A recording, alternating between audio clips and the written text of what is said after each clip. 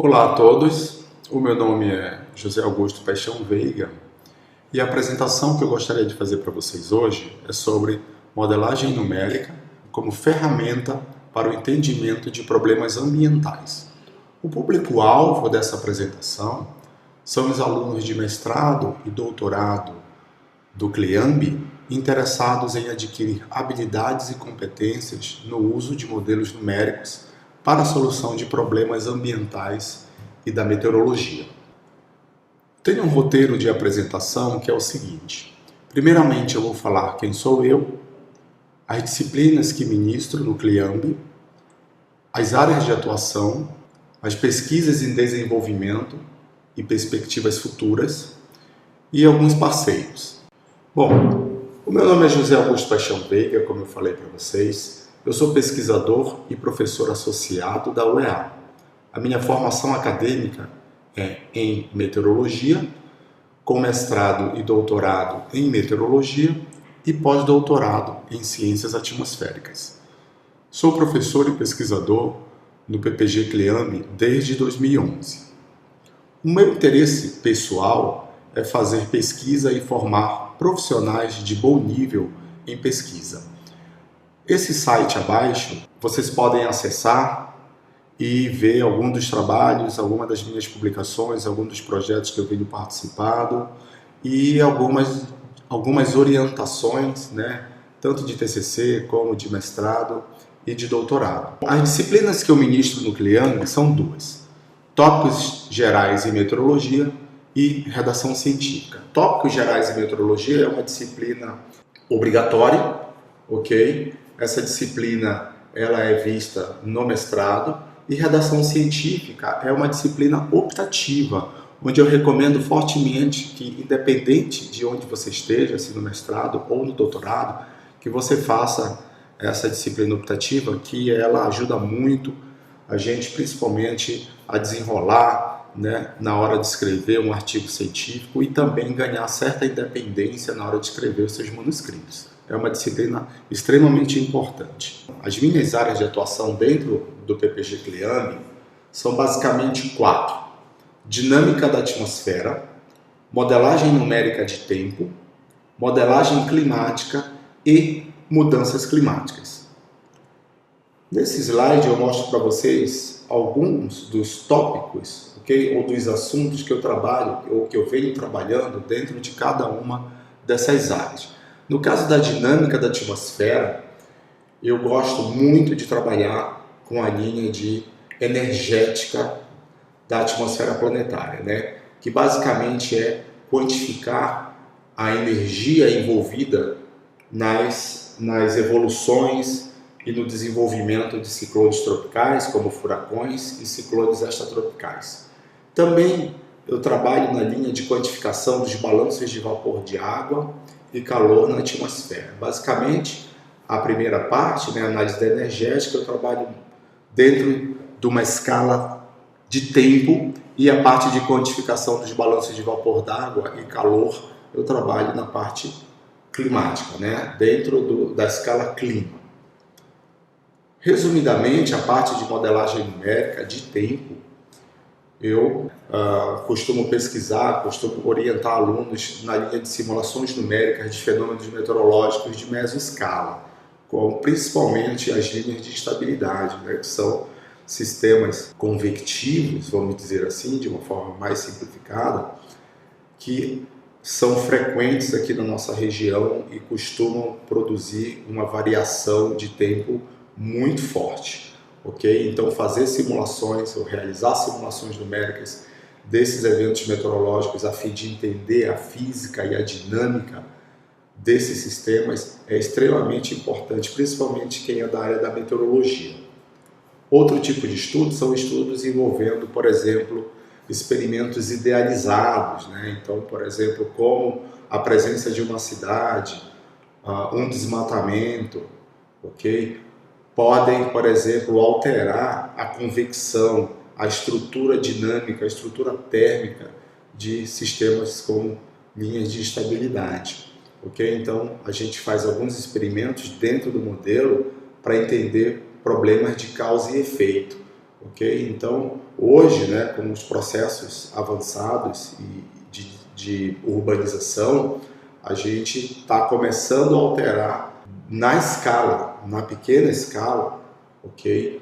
Os sistemas meteorológicos, tá certo? Então, esse daí é uma área extremamente interessante, que é a parte de idealização de experimentos numéricos para entender problemas de causa e efeito. Na verdade, entender o mecanismo que liga a causa aos efeitos. E, como um terceiro ponto, nós temos também a avaliação de parametrizações físicas, né? Então, você usa o modelo e, independentemente de modelo, se é o BRAMES, se é o modelo ETA, se é o modelo WRF, a gente pode, por exemplo, fazer testes de validação com esses modelos, alterando a parte, por exemplo, da física, né? Alterando as parametrizações físicas, por exemplo, como parametrizações de convecção e parametrizações de microfísica, para ver qual é o melhor set, o melhor conjunto de parametrizações que poderia promover uma melhor simulação numérica de um evento meteorológico. Tá? Então, dentro da modelagem numérica de tempo, esses 3 pontos. Como modelagem climática, a parte de simulações climáticas de eventos extremos chuvosos e secos, e também a parte de simulações climáticas, por exemplo, daqueles índices que o IPCC costuma usar, eu vou falar um pouquinho disso na frente, também são tipos de simulações que eu costumo fazer com os meus alunos, costumo fazer com meus orientados, e são extremamente interessantes e importantes para a gente entender, por exemplo, se os modelos climáticos eles conseguem capturar essas variações extremas que ocorrem na atmosfera. Então, dentro de modelagem climática, a gente consegue fazer isso também. E estudos de mecanismos dinâmicos associados a eventos extremos, né? Porque não basta você mostrar que o modelo consegue capturar essas variações extremas dentro da atmosfera, mas é importante também entender a dinâmica da atmosfera, acoplada às vezes inclusive com o oceano, como isso ocorre para que essas variações extremas ocorram. Então, entender esses mecanismos dinâmicos é extremamente importante. Sendo você da área da meteorologia ou área de físicas do ambiente, isso é muito importante também. Dentro da linha de mudanças climáticas, né, eu, dentro do grupo também que eu participo, daqui a pouco eu vou falar para vocês quem são essas pessoas que estão nesse grupo, costumamos, né, fazer modelagem dos efeitos antrópicos, ou seja, do aumento na concentração dos gases do efeito estufa, né, provocados por ações humanas, o desflorestamento e os processos de urbanização, como isso, né, como esses processos modificam os eventos extremos, principalmente na bacia amazônica, né, que é o nosso principal foco, a nossa área principal dentro, né, dos estudos envolvendo a Amazônia e modelagem é a bacia amazônica. Então, a gente sabe, né, nós estamos passando por um processo de mudanças climáticas que tem afetado, né, o nosso cotidiano nesses últimos anos, né, e isso vai se prorrogar, isso vai também continuar acontecendo nos próximos anos, nas próximas décadas, com toda certeza. E entender como essas ações antrópicas, elas modificam, né, por exemplo, a intensidade e a frequência desses eventos extremos é também extremamente importante para quem está dentro de uma área de ciências do ambiente, dentro de uma área de ciências ambientais. Então são esses 4 pontos, né, que eu venho aqui apresentar para vocês. Há mais coisas, mas os principais são esses. Eu gostaria de focar muito a atenção a essa apresentação nesses 4 pontos principais, porque são eles que eu tenho atuado, são esses pontos que eu tenho atacado nos últimos anos e provavelmente nos próximos anos que vêm aí vou continuar atacando. Então, dentro desse contexto da parte de modelagem e de ambiente, eu vou apresentar para vocês, sucintamente, 3 estudos que estão sendo feitos, né, sob minha orientação principal, e é sobre os impactos do desflorestamento e dos gases do efeito estufa nos eventos extremos. os efeitos da urbanização e dos gases do efeito estufa no clima da região metropolitana de Manaus e impactos da urbanização em Manaus sobre fenômenos de mesoscala. Eu vou começar aqui pela grande escala, que é o trabalho da orientada Adriane Brito, né? A principal questão que motivou o trabalho da Adriane, ela é aluna de doutorado, foi o seguinte: como a emissão continuada de gases do efeito estufa e o desmatamento na bacia amazônica afetam os eventos extremos. Então, o que ela está utilizando para identificar esses eventos extremos? Identificar e quantificar esses eventos extremos. Praticamente são 8 índices climáticos, ok? Como o número de dias consecutivos secos, o número de dias consecutivos chuvosos, também temos aqui a precipitação total e índices de temperatura. Eu não vou entrar na particularidade de nenhum desses índices, porque o tempo não é tão longo assim, ok? Então ela está identificando, a partir desses índices aqui, os eventos extremos, ok? E por meio de modelagem numérica, principalmente com modelo de mesoscala, forçado por modelos de grande escala, por modelos globais, como os modelos do Radgen, do Miroc e o BESM, ok?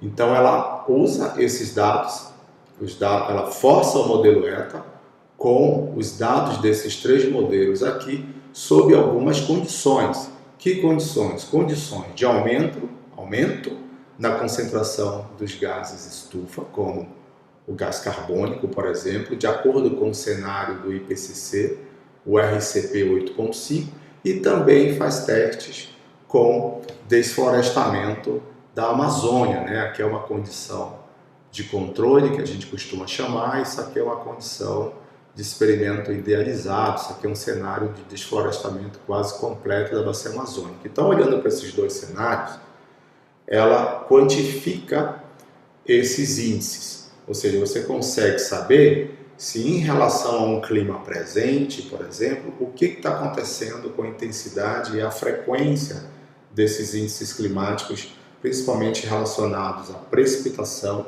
e à temperatura.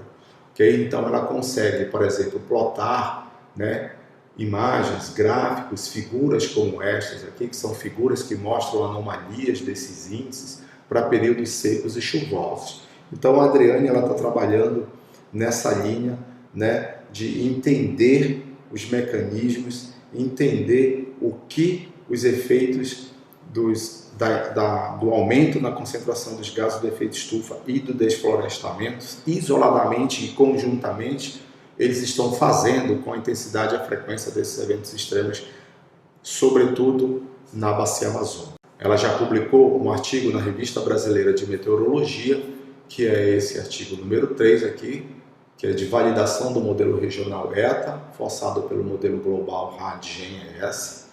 Ela tem um artigo que está em preparação, que é o teste de sensibilidade para o modelo regional ETA, forçado pelo RAD-GEM-ES, a emissão dos gases de efeito estufa mais o desmatamento. Então esse aqui é um artigo que está em preparação, esse vermelho está publicado, esse artigo aqui a gente vai submeter para uma revista internacional, e esses outros que estão em azul aqui é o que ainda vai entrar em preparação, que ela ainda vai ter que fazer antes da defesa do doutorado dela.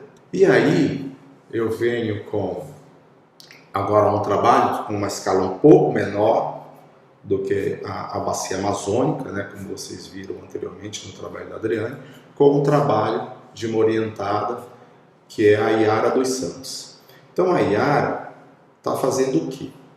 O trabalho dela é dividido em 2 partes. Ela primeiro está fazendo uma parte, por exemplo, ela está criando um cenário muito mais realístico de, por exemplo, de desmatamento e de urbanização dentro da região metropolitana de Manaus. Então aqui nessa figura você tem um verde que representa a floresta, o azul é o rio, a parte vermelha é o desmatamento e a parte amarela é a urbanização. Então se você acompanhar ao longo, por exemplo, a cada 4 ou 5 anos, você está vendo que está existindo dentro da região metropolitana de Manaus um crescimento, né, desse desmatamento e um crescimento, por exemplo, dessa parte de urbanização. Então, ela está utilizando um modelo que se chama dinâmica ego para produzir essa projeção de desmatamento e de urbanização, para depois fazer o quê? Para depois pegar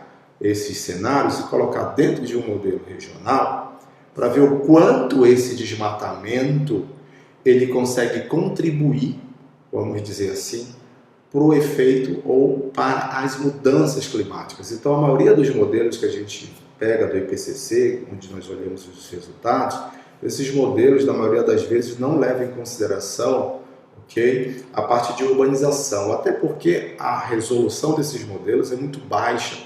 Então, uma cidade, por exemplo, como Manaus, passa completamente desapercebida em termos de área de urbanização, o que não aconteceria com o modelo de escala regional, com o modelo de mesoscala. Nesse caso, ela vai utilizar o modelo Brams para fazer essas simulações até o final do século, para avaliar o efeito da urbanização sobre as mudanças climáticas dentro da região metropolitana de Manaus. Como é que ela vai fazer isso? Ela pega os índices, também parecidos com os índices que a Adriane está utilizando, para verificar como esses índices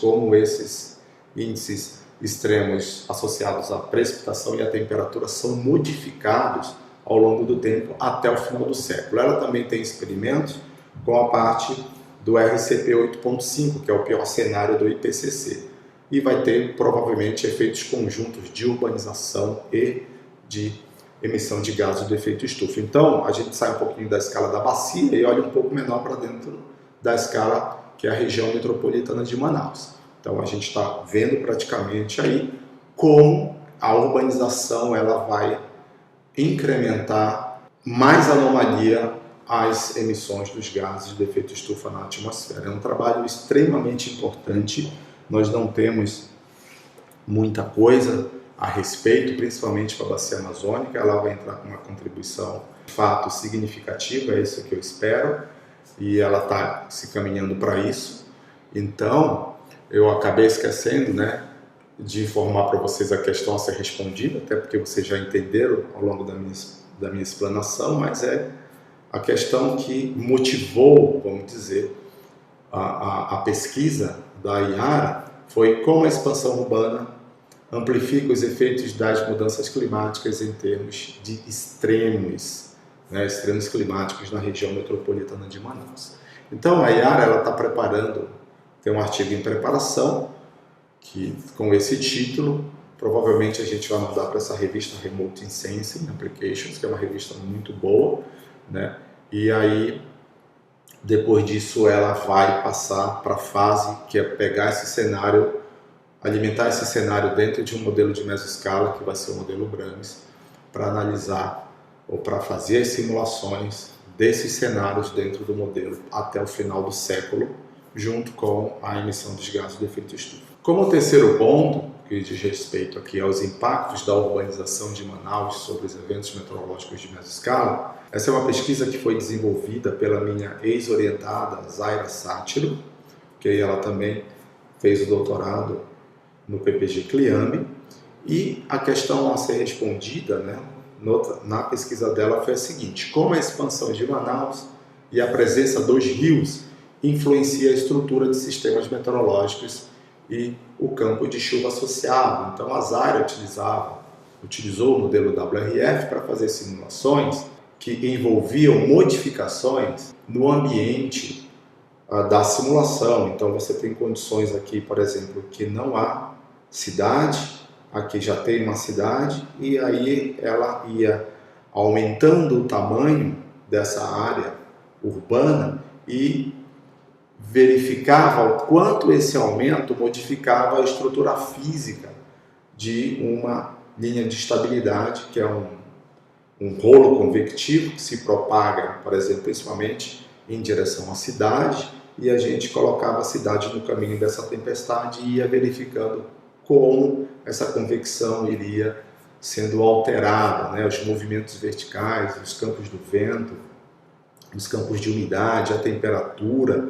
Então, a gente praticamente está verificando, né, essa parte física, a mudança física desse sistema na presença de mudanças, por exemplo, ambientais dentro do sistema, como a parte de urbanização e a parte de floresta, ok? E também uma coisa muito interessante que ela fez foi tirar o rio. Então imagine que você tem uma condição aqui, ó, que não há rio, só tem a floresta.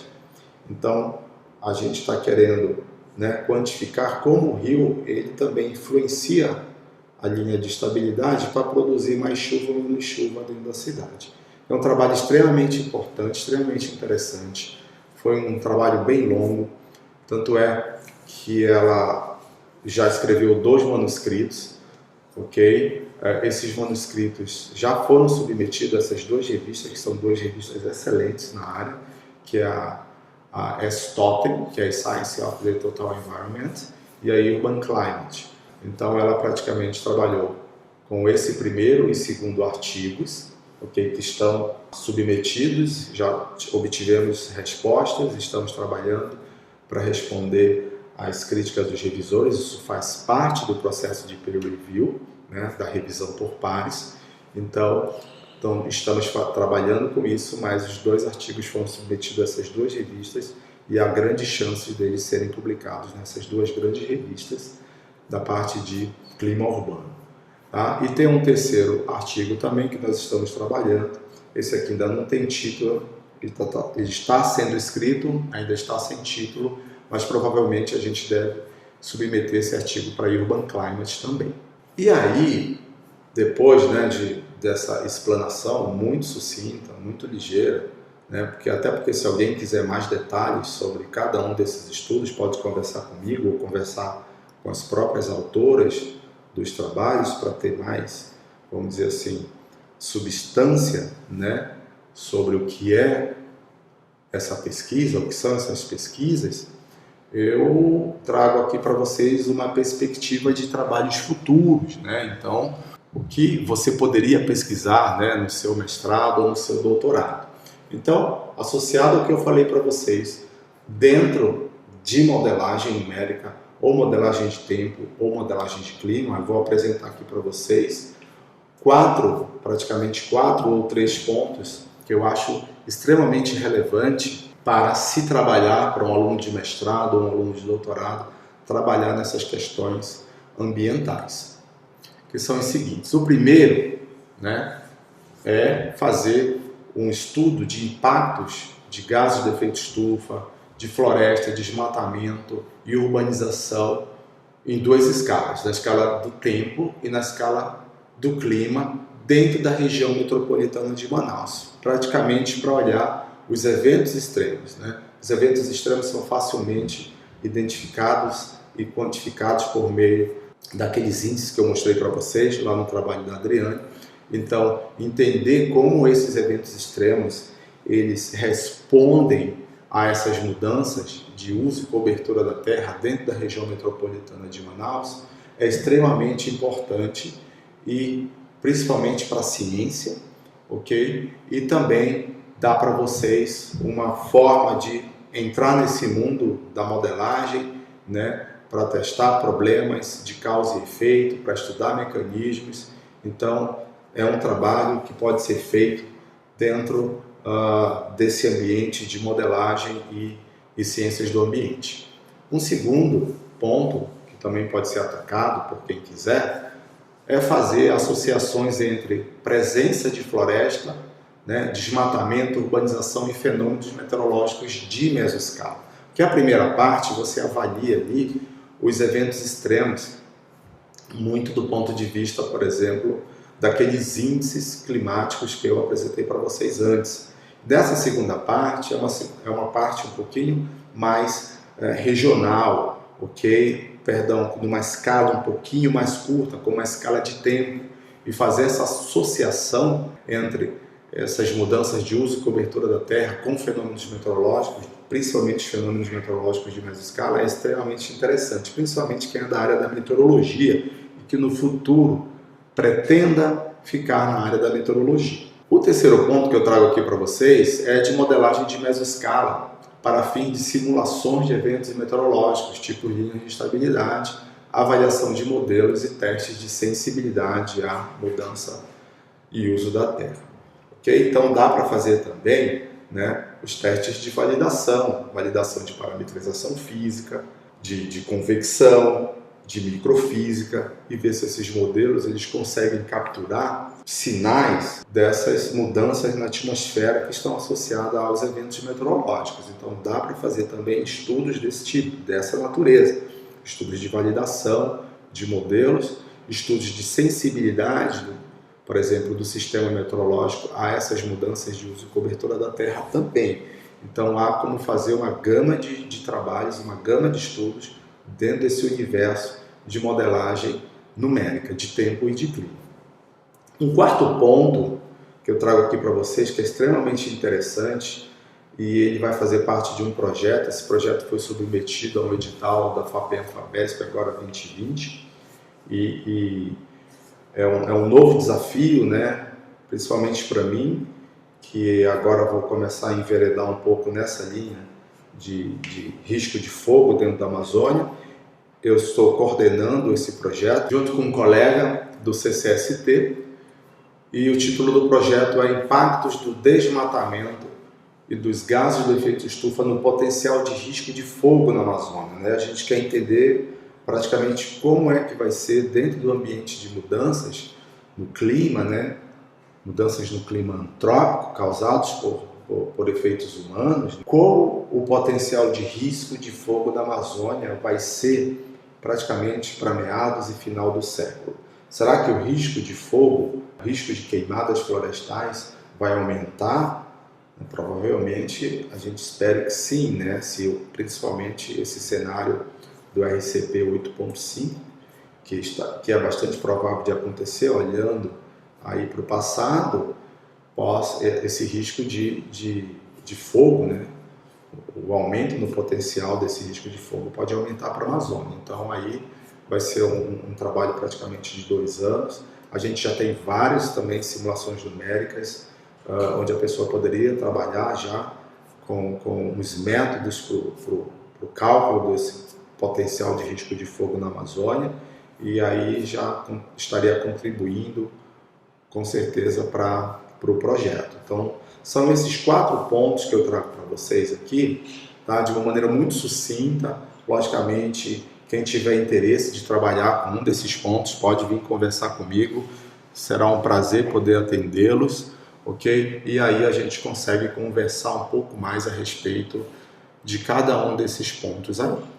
Antes de mais nada, eu gostaria de informar, por exemplo, que esses modelos que nós utilizamos, né, para fazer as simulações, a gente faz essas simulações dentro do laboratório de modelagem do sistema climático terrestre, do LabClim. Inclusive, o coordenador do LabClim é o professor Francis Wagner. Francis Wagner também é um grande parceiro meu, ele está em algumas das minhas orientações como co-orientador, e ele com certeza vem contribuindo muito para esses estudos também. Então esse laboratório, né, você tem aqui conjunto aqui de cluster, né, de máquinas que a gente pode usar também para fazer simulações numéricas, e uma máquina aqui um pouquinho mais robusta para fazer simulações numéricas também. Eu não vou entrar a fundo nessas questões porque a gente pode conversar depois sobre isso, mas esse laboratório foi fomentado pelo CNPq, pela CAPES e pela ANA. Aqui eu apresento algumas colaborações internas e externas ao PPG Cliang, tá? No CPTEC a gente trabalha muito, eu digo a gente, já antecipando aqui, os professores Francis Wagner e Vinícius Capistrano, que fazem parte do grupo GMSCT, que é o grupo de modelagem do sistema climático terrestre, que eu e o professor Francis Wagner lideramos, é um grupo do CNPq. Então a gente tem um contato, né? A gente tem um apoio, a gente tem trabalho em conjunto com a professora, a doutora Shou Sin Chan, que tem uma vasta experiência em modelagem regional, tem décadas de estudo usando modelos regionais, né? Modelos de mesoscala. o Dr. Lincoln Muniz, que está com a gente nesse projeto da FAPEAM-FAPESP, que eu mostrei para vocês sobre mudanças climáticas e potencial de risco de fogo na Amazônia. Tem um colega da UFPEL, Marcelo Alonso, que é especialista na parte de aerossóis, usando no modelo Brames, também é um novo parceiro aí, que dá para fazer trabalhos importantes envolvendo aerossóis, que eu nem comentei com vocês, é uma possibilidade.